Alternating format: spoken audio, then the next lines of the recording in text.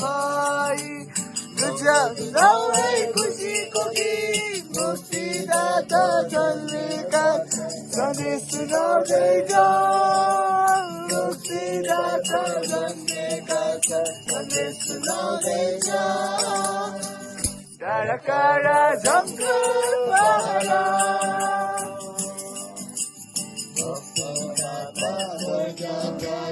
आउनु भयो मानिस बनी मुक्तिदाता धनी आउनु भयो मानिस बनी शान्तिको रोटी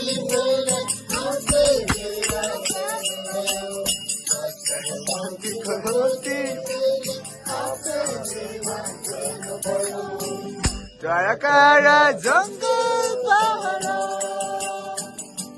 पाखाहरूमा हरियाली छाउँदै स्वरमा स्वर मिलाई आनन्दमा सबै स्वरमा स्वर मिलाई आनन्दमा सबै गुजाउँदै जाऊ खुसीको गीत मुक्तिदाता जन्मेका छन् सधैँ सुनाउँदै जाऊ मुक्तिदाता जन्मेका छन् सधैँ सुनाउँदै जाऊ मुक्तिदाता जन्मेका छन् सधैँ सुनाउँदै जाऊ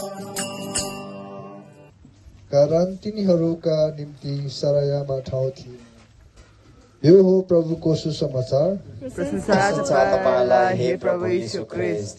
सन्त पौल लेखेको पत्र फिलिप्पीहरूलाई लेखेको पत्रमा यसो लेखिएको छ, तिमीहरूको हृदय यस्तो होस् जुन प्रभु यीशुमा पनि थियो र यसरी हामी 2025 वर्ष यीशु ख्रीष्टको जन्मको सुसन्देश सुनाउँदै यस परिवारमा आउँदाखेरि हामी यस परिवारको हरेक सदस्य गुरुआमा गुरुबाबु अनि उहाँहरूको शाखा सन्तान साथै उहाँहरूको नानीहरूको निम्ति हामी प्रार्थना गर्छौँ।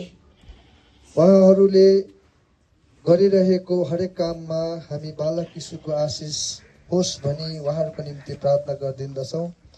उहाँहरूको जीवनमा घटी कमी भएको बेलामा प्रभु यीशुले उनीहरूलाई सहायता गरिदिउन्। उनीहरूको जीवनको हरेक पाइलामा उहाँहरूले उनलाई गुहार गरिदिउन् र यसरी प्रार्थना गर्दाखेरि हामी यस परिवारका हरेक जनको निम्ति प्रार्थना गर्दछौँ। बढ्दै गरेको नानीहरूको निम्ति, उनीहरूको पढाइको निम्ति, उनीहरूले आफ्नो गर्दै गरेको पढाइ, आफ्नो आमा आप्पाको दुःख